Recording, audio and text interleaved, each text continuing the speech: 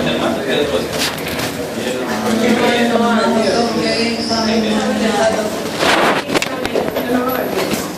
No creo que aquí.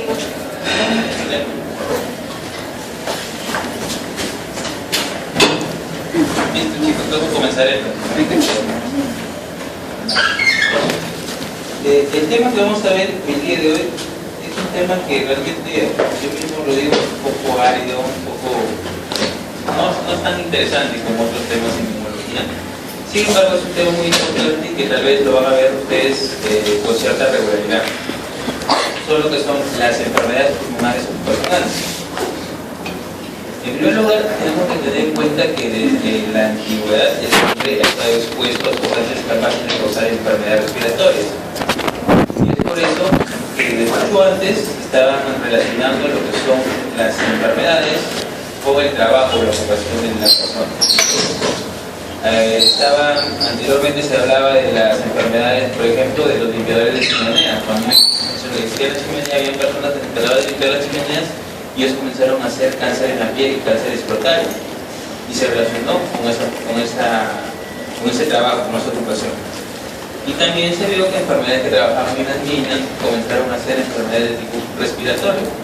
Y es de ahí donde la importancia o la preocupación para poder determinar estas patologías y los factores de riesgo para que se produzcan estas. Cuando nosotros hacemos una historia clínica, que el diagnóstico de estas enfermedades se basa justamente en la historia clínica, ¿qué es lo que tenemos que ver? El trabajo actual y los trabajos anteriores. La mayoría de las enfermedades ocupacionales se producen muchos años después de la exposición. Algunas solamente se producen de manera casi en semanas o en días, pero la mayoría son años que necesita ser expuesto de manera repetitiva a la gente para poder producir la enfermedad. Las labores que desempeñan. No es lo mismo, por ejemplo, en la mina, una persona que trabaja en el socavón, que una persona, que el ingeniero de minas que trabaja de manera no directamente con ese tipo de materiales tóxicos, ¿no? El tiempo de exposición. No es lo mismo aquel que trabaja 8 horas expuesto o aquel que solamente va un momento y luego sale de la exposición. El uso de equipos de protección personal. Actualmente ya está regulado el uso de lo que son respiradores, para lo que es la contaminación respiratoria, que es el tema que vamos a ver, pero también se regula también el uso de lo que son audífonos, o para lo que es la contaminación auditiva, ¿no? También lo que es la protección visual. Y también es necesario conocer los síntomas que se presentan o empeoran con el trabajo. Por ejemplo, el asma ocupacional, que lo vamos a ver más adelante.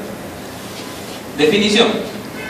Es la afectación bronquial, alveolar, intersticial y o pleural. Como si se dan cuenta, estamos hablando de todas las estructuras del sistema respiratorio. Secundaria, la exposición del sujeto a materia particulada, vapores, gases o humos en un lugar de trabajo.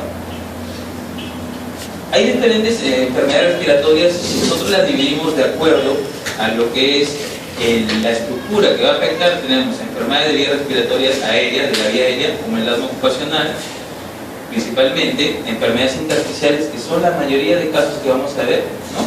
Como la neumoconiosis, que en realidad la neumoconiosis no es una patología en sí, sino es un conjunto de enfermedades, ¿no? Es un grupo de enfermedades.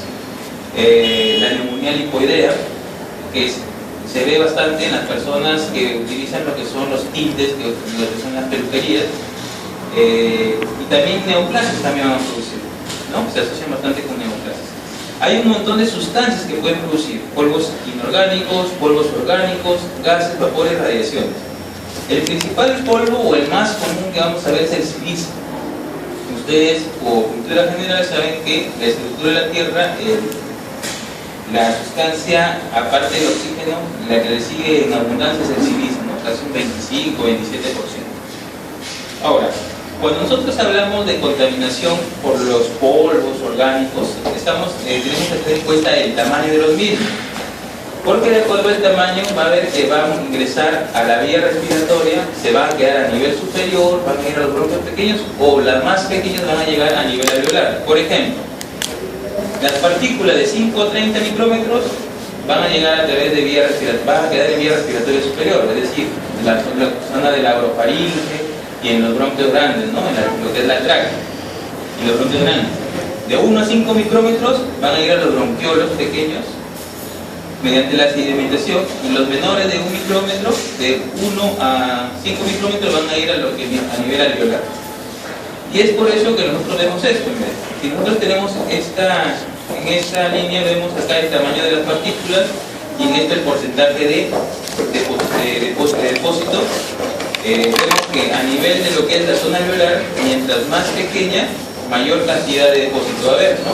Y mientras va creciendo el tamaño de la partícula, el depósito es cero, porque ya no va a llegar a ese punto.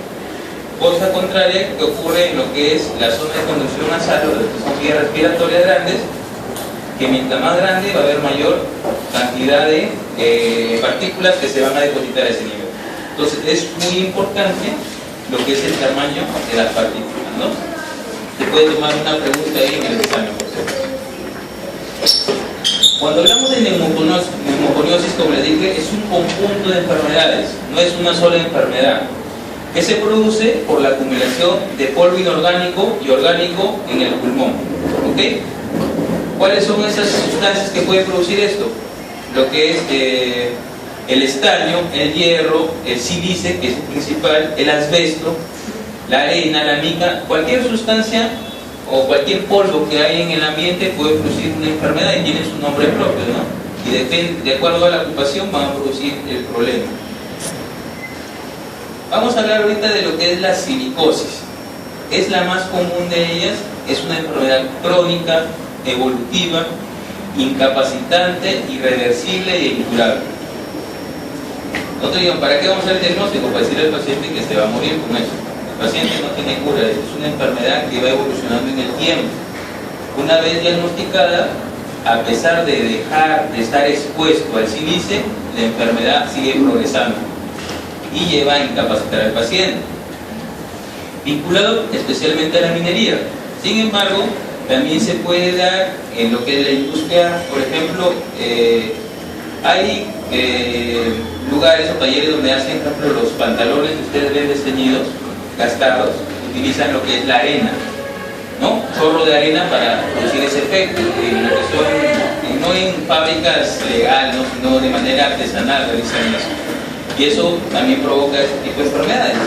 Artesanos de vidrio, las personas que hacen cerámicas, este tipo de cosas están expuestas al sílice, ¿no? Acuérdense, el sílice tiene una abundancia del 27% en la corteza terrestre. Y acá vemos, ¿no? Los mineros, las personas que trabajan en las fundiciones, acá vemos cómo hacen lo que son el gastado de los pantalones en el chorro de arena. Ellos están expuestos al sílice y tienen esa enfermedad. Por ejemplo, acá tenemos partículas inhalables. Si hemos visto, mayores a 5 micrómetros se van a quedar arriba, no van a bajar a nivel alveolar ni en los bronquiolos o los bronquios de pequeño tamaño.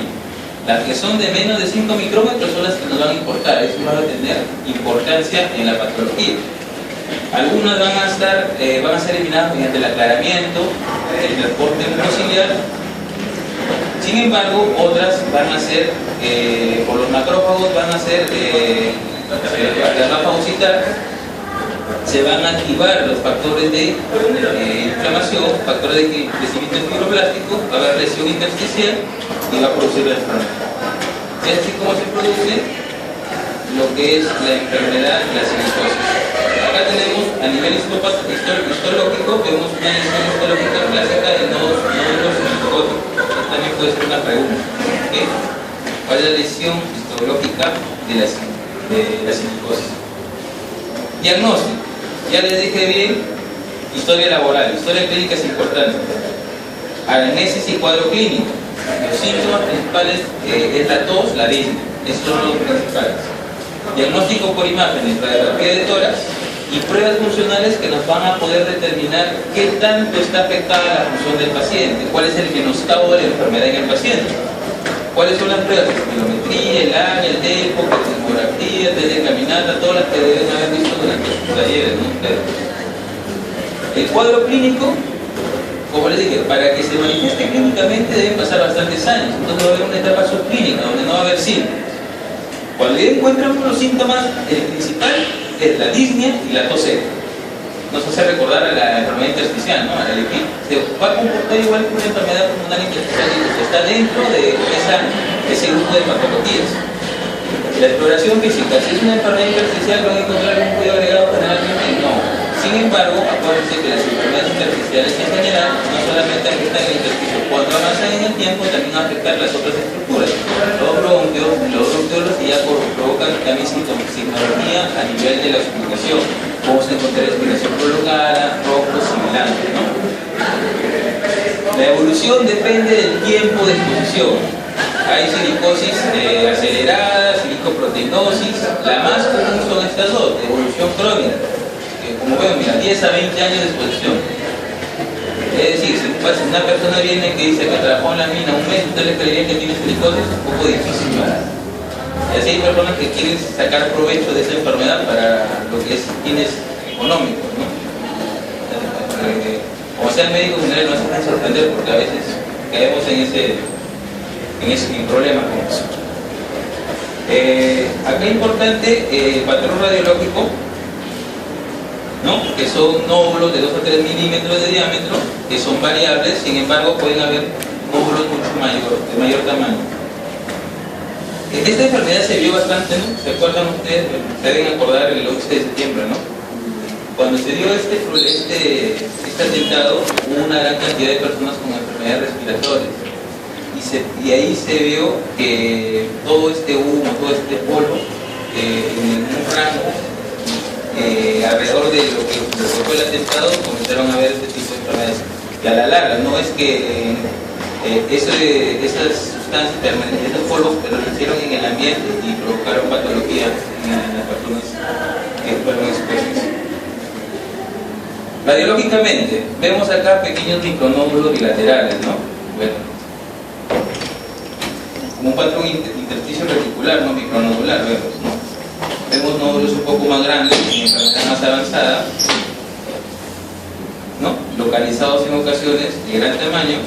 Tomográficamente vemos acá, ¿no? Pequeños micronódulos bilaterales.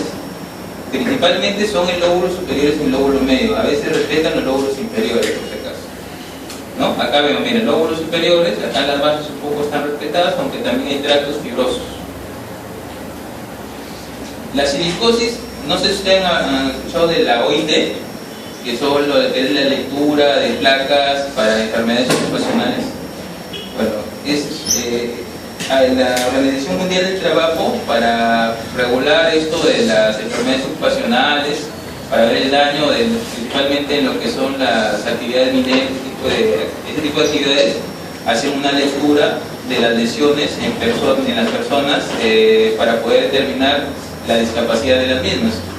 Y para eso utilizan todas estas sintomatologías, todos estos signos. Por ejemplo, a grandes rasgos, lo que es el tamaño de la lesión, vemos T, Q, R, son lesiones micronodulares y estos son sus tamaños.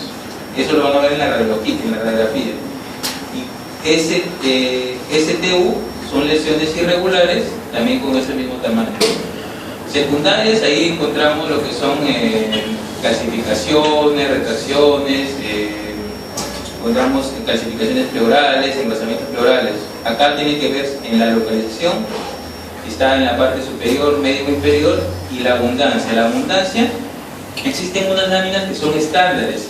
Esas láminas nos sirven para comparar. O sea, lo que hace este tipo de evaluación de la radiografía en enfermedades ocupacionales, tienen ya un paquete ya que es estándar para todos. Y lo único que hacen es la placa del enfermo, y lo único que hacen es buscar cuál se parece más. Que es un trabajo bien poco complicado. Por ejemplo, esta es una lámina estándar que ya viene en un paquete. Tienes que llevar un curso para que te den el permiso para poder leer esto, ¿no? Eso lo hacen en medicina ocupacional y neumología, también la puede hacer, ¿no? Que el número depende de la cantidad de lesiones que hay, qué tan profuso, qué tanto está abarcando los campos pulmonares. Por ejemplo, este era 2, ¿no? Hay pequeñas lesiones, hay lesiones en poca cantidad, 3 cuando hay mayor cantidad, y si ven R es el tamaño, les decía, ¿no? Lesiones más grandes, por ejemplo, este era Q, más pequeñas que las R. Acá hay lesiones más grandes como calcificaciones, pocas lesiones, pero hay calcificaciones, tractos, lesiones irregulares, entre otros, ¿no? Es un tema bien amplio que posteriormente supongo que lo verán en radiología cuando vean ese punto. ¿Cuál creen que será el tratamiento para silicosis? Ninguno. El tratamiento no tiene tratamiento, en realidad solamente se le dan sintomáticos. Si el paciente tiene hiperreactividad, le dan dilatadores. Si se infecta, le dan antibióticos. Si ven que ya está muy avanzado y necesita oxígeno, le damos oxígeno. En realidad se ha visto que a pesar de dejar de exponerse a estos polvos, la enfermedad sigue progresando, como la mayoría de estas, ¿no? Complicaciones. Hay una asociación grande entre lo que es silicosis con lo que es tuberculosis pulmonar. Esto trate de recordarlo porque también puedo hacer una pregunta de eso. Hay una mayor incidencia de carga bacilífera. Principalmente esta asociación es porque la silicosis, han visto cuáles son las células que más participan en la lesión, son los macrófagos, ¿no? Entonces, al haber los macrófagos haber fagocitado los polvos inorgánicos, disminuye lo que son la tardicia y la función y permite que el bacilo pueda reproducirse mucho más rápido o reproducirse y producir la enfermedad. También se asocia cáncer pulmonar, el EPOC, hipertensión pulmonar y insuficiencia respiratoria en los estadios avanzados. Ya, es en relación a la silicosis. Otra enfermedad es la asbestosis, es la inhalación de fibras de asbesto. Esto se utiliza bastante como aislante de calor, en ropa protectora, principalmente en frenos. También lo utilizaban antiguamente lo que son los Eternit, también tiene bastante asbesto, ¿no? El más común es la serpentina y el alquimol es el segundo más común, ¿no? Acá lo vemos, ¿no? En lo que son aislantes, ¿no? En lo que los techos, también en tuberías, en lo que son Eternit. Igual, las fibras ingresan a lo que es el sistema respiratorio, los macrófagos como primera línea de defensa, provocan una inflamación a nivel alveolar, disminuye una menor distensibilidad del pulmón y depósito de proteínas y colágeno. La asbestosis tiene la característica que va a afectar bastante a la pleura, ¿no? A diferencia de la silicosis, que va a afectar más lo que es el parénquima. Y tenemos, por ejemplo, produce lesiones benignas en la pleura. Placas pleurales, derrame pleural benigno, fibrosis pleural difusa, telectasia y malignas como el mesotelioma. ¿Cómo podemos hacer la diferencia de esto? Mediante una biopsia pleural, ¿no? En el pulmón también puede producir fibrosis peribronquial, cáncer de pulmón, cáncer de laringe. En la piel también puede producir lesiones, ¿no? Manifestaciones, lo mismo que la silicosis, tos y disnea. Principalmente en estas patologías de polvos inorgánicos es la tos y la disnea lo principal. Puede producir placas pleurales calcificadas en la radiografía y para que exista la posibilidad de derrame pleural, miren el tiempo que debe ser expuesto, de 10 a 15 años. Antes de eso también un poco difícil que la exposición al asbesto cause enfermedad. ¿Y cómo vamos a ver la pleura? La pleura se caracteriza por estas, se le dicen lesiones mamelonadas, ¿no? Son redondeadas, esta es pleura engrosada, ¿no? En forma redondeada, ¿no? Y a nivel de en el tejido se va a ver de esta manera. Esto que ven acá blanco con una casca encima del pulmón es la pleura. Esto es lo que es el mesotelioma, ¿no? Miren acá cómo se ve el pulmón, y sobre el pulmón se ve el engrosamiento pleural bien marcado, ¿no? Y los bordes regulares. Es como que la pleura enmarca el pulmón. Y usted lo va a ver en la tomografía así. Si ustedes tienen un paciente con una tomografía o imágenes de estas características, hay que preguntarle antecedentes ocupacionales, ¿no? Diagnósticos: radiografía de tórax o tomografía. La enfermedad intersticial se clasifica de acuerdo a la OIT, que hemos visto, ¿no? A grandes rasgos. Y los derrames pleurales requieren el estudio tradicional del líquido pleural. Tenemos que hacer el estudio del líquido y el histopatológico para ver si está en etapa maligna o no. ¿Cuál es el tratamiento de ese derrame pleural? Nada, observarlo nada más hasta que se vuelva maligno. En realidad no se puede hacer más que eso. Cuando es un mesotelioma, los mesoteliomas tienen baja respuesta a la quimioterapia. Tampoco no responden adecuadamente a la quimioterapia, ¿no? Como les dije, puede producir lesiones intersticiales, calcificaciones, radiológicamente, derrame pleural con engrosamiento pleural, tomográficamente vemos acá opacidades subpleurales. Miren acá cómo se ve la pleura, ¿no? Como un marco alrededor del pulmón. Acá igual, engrosamientos pleurales bien marcados. Entonces en la ventana parenquimal y miren cómo se ve en la ventana mediastinal. Es característico. Ustedes ven algo así, ya de frente, piense que en mesotelioma como primera opción diagnóstica. Los cuerpos de asbesto. Cuerpos de asbesto, ustedes los piden en lo que es en esputo, pueden encontrar a las pacientes, a las personas que han sido expuestas a este tipo de lesiones, ¿no? Con estructuras de color amarillo en forma de palillo de tambor en el esputo. Esto no nos indica que el paciente tenga esto, simplemente que ha sido expuesto y que tenemos esa sustancia a nivel de vía respiratoria. ¿Ok? Igual, también es triste esta enfermedad porque no tiene curación, no tiene cura esta enfermedad. Solamente se requiere seguimiento de las lesiones y un mal pronóstico dada su agresividad y mala respuesta a quimioterapia en el caso de diagnóstico de mesotelioma. ¿Okay? Es por eso de la importancia. Estas son las dos principales enfermedades por polvos inorgánicos. Pero también tenemos dos enfermedades más, que vamos a ver ahorita. Uno que van a escuchar bastante, lo que es la neumonitis por hipersensibilidad. La neumonitis por hipersensibilidad es una respuesta inmunitaria del parénquima pulmonar que afecta a las paredes alveolares, las vías respiratorias terminales, secundaria a la inhalación repetida de diversos polvos, en su mayoría orgánicos, de un huésped susceptible. La mayoría de veces son bacterias, hongos u otras sustancias. Ustedes habrán escuchado del pulmón del granjero, el pulmón del cuidador de aves, o sea, cada una le han puesto el nombre de acuerdo a la enfermedad, al trabajo o la ocupación que tiene esa persona que ha encontrado la enfermedad. Por ejemplo, el pulmón del saxofonista, donde hay por cándida, la boquilla de saxofón, como les dará el pulmón del cuidador de aves, palomas, pericos, que son las proteínas séricas de los excrementos, el pulmón del granjero, donde está el moho, el grano, la hierba, por este tipo de hongos y también de bacterias. Aleolitis por aire acondicionado, o sea, hay un sinnúmero de acuerdo a la fuente del antígeno, ¿no? ¿Y cómo va a ser esto? Los polvos orgánicos inhalados, principalmente, en todas estas enfermedades, la principal célula que va a responder, o la primera que va a responder, son los alveolos, ¿no?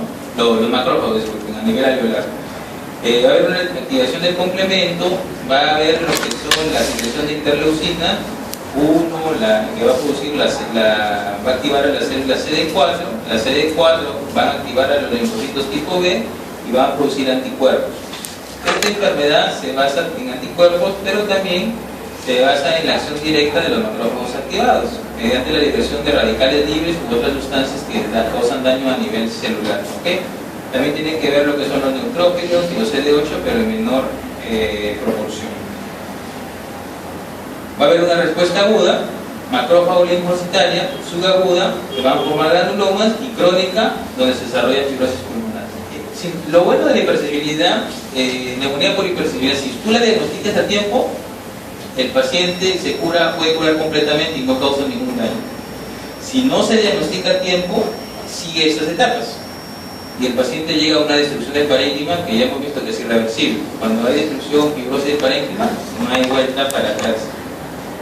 La etapa aguda, si una persona es sensible, una exposición de 4 a 8 horas va a producir síntomas como si fuera un resfrío común o una infección de vía respiratoria superior, con tos, puede haber fiebre también, no por un cuadro inferior, sino por una respuesta inmune, mialgia, sudoración, disnea, y puede persistir por una semana. La subaguda y crónica es cuando la persona, esto es en el caso de que yo me expongo, soy sensible, hago esa respuesta y luego ya no me vuelvo a exponer. Pero si me sigo exponiéndome a la sustancia, puede producir cuadros clínicos que pueden durar semanas y meses, y el síntoma principal hemos dicho que es la disnea, la agitación. ¿Cuáles son los criterios diagnósticos para una neumonitis por hipersensibilidad? Mayores, síntomas compatibles. ¿Cuál es el síntoma principal? Disnea. Evidencia de exposición, y esto mediante encontrar anticuerpos, ¿no? Datos compatibles por imagen, radiografía, tomografía.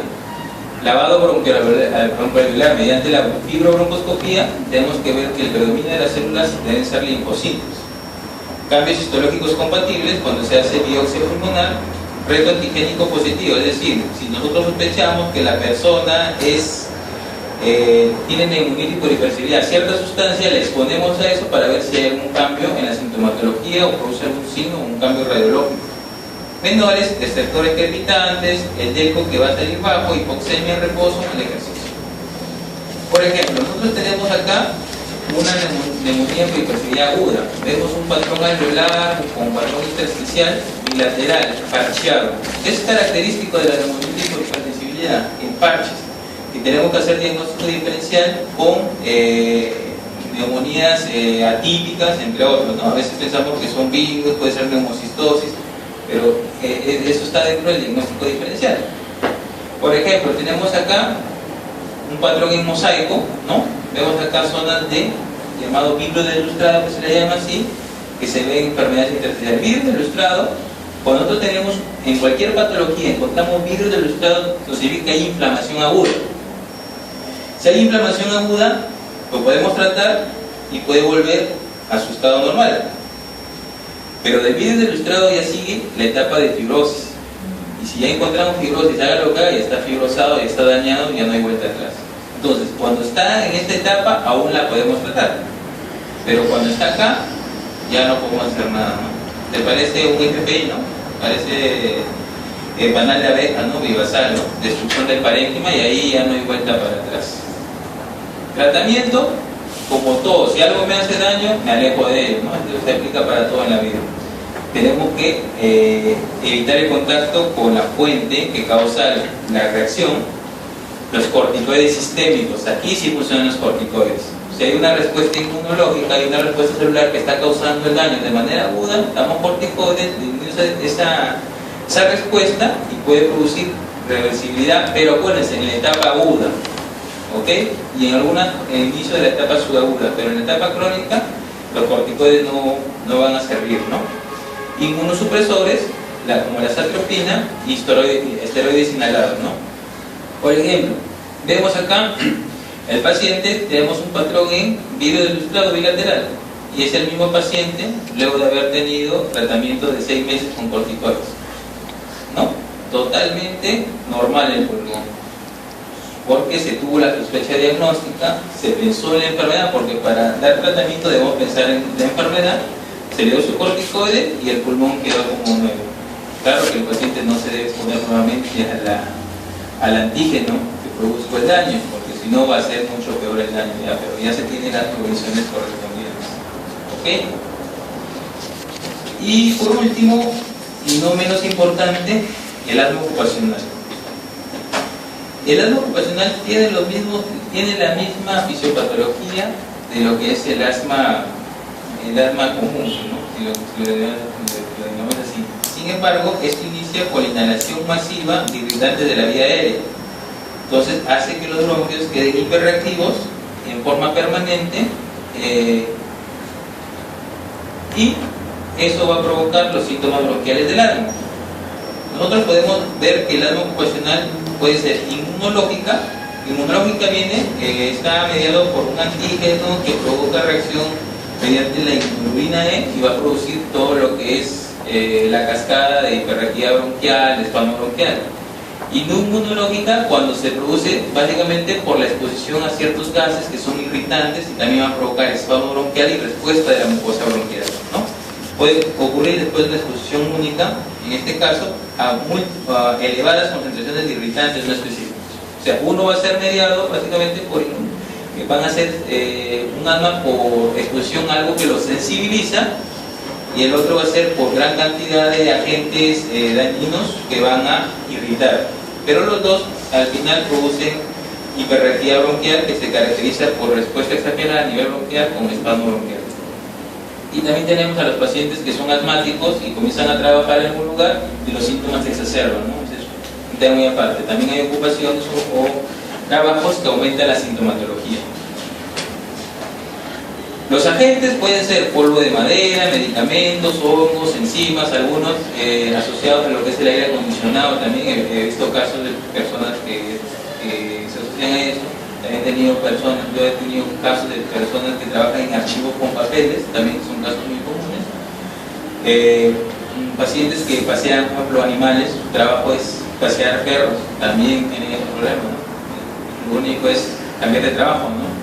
Un poco difícil eso. El cuadro clínico, acuérdense, el asma generalmente cuando se inicia, entre la primera y segunda década de vida, ¿no? Es lo normal. Pero también puede haber asma en cualquier momento. Hay asma del anciano también, un tema que también se ha escrito bastante. El cuadro de asma ocupacional se da después de los 40 años. Si es antes, un poco hay que tener la duda, porque probablemente el paciente, mediante la historia clínica, podemos determinar que previo a la exposición que nosotros pensamos que ha originado el asma, puede haber tenido sintomatología, solamente que no ha sido diagnosticada. Antecedentes de exposición laboral, si síntomas se empeoran luego de llegar al trabajo y mejoran los días libres, y especialmente en las vacaciones. Hay personas que trabajan y se enferman, y luego salen de vacaciones, están muy bien, no tienen síntomas, no usan su inhalador, no usan salbutamol, no usan absolutamente nada. Vuelven a trabajar y a veces eso causa problemas, inclusive con los mismos empleadores, porque piensan que están haciendo. Pero básicamente es por la exposición, que dispara la respuesta bronquial y produce la sintomatología. Diagnóstico, lo mismo que con el asma. Se establece la relación con el agente laboral. Se hace una prueba de broncoprovocación, es decir, si pensamos por ejemplo que la exposición a las flores, una florería causa espasmo bronquial, se les pone a eso mismo, la madera también, ¿no? Se le hace seguimiento con flujometría. Al paciente se le da un flujómetro que comienza a hacer flujometría tanto cuando está en su casa como cuando está en el trabajo. Se supone que es un asma ocupacional, la flujometría va a disminuir en el trabajo, ¿no? Y va a ser mucho mayor cuando no esté en el mismo. Otras pruebas como inmunoglobulina específica, en el caso que ya tengamos casi identificado el antígeno que provoca la respuesta. El tratamiento, lo mismo. ¿Cuál es la base de tratamiento para el asma? Los corticoides inhalados, igualito, es el mismo tratamiento, pero sobre todo esto, ¿no?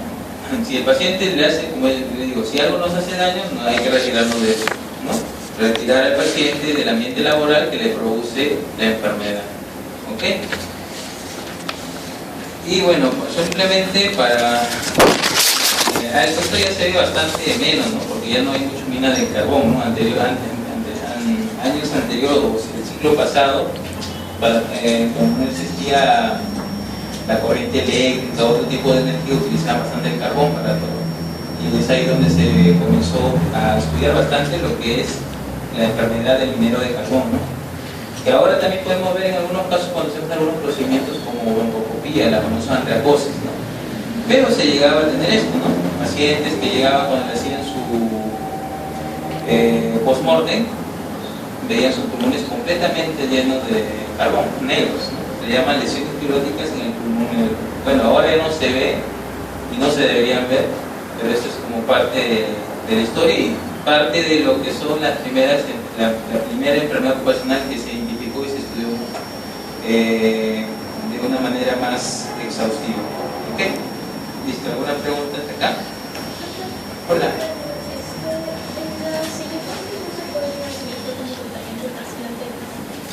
Sí, es una opción. Es una opción el trasplante del pulmón. Sin embargo, bueno, dentro de, si ustedes leen trasplante pulmonar, ¿no? Van a tener. Sí, hay la posibilidad de trasplante, pero dentro de las indicaciones de trasplante pulmonar no está tan marcado lo que es por una enfermedad ocupacional. ¿Por qué? Si ustedes se dan cuenta, el trasplante pulmón pone cierto rango de edad, de expectativa de vida, todo eso. Si te das cuenta, este tipo de enfermedades se dan en personas mucho mayores, ¿no?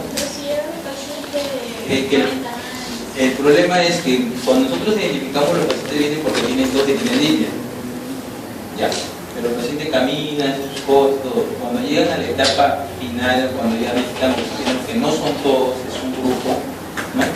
Que están entre los 70 y 60 70, 75, 80 años.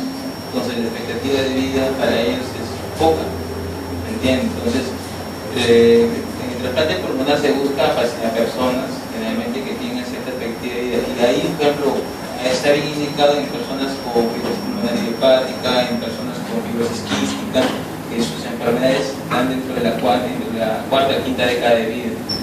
Para estos pacientes tampoco se sabe si ellos van a llegar a la insuficiencia respiratoria completamente. La enfermedad avanza, pero tú vas a ver personas de 50 años que tienen su pulmón dañado y hacen su actividad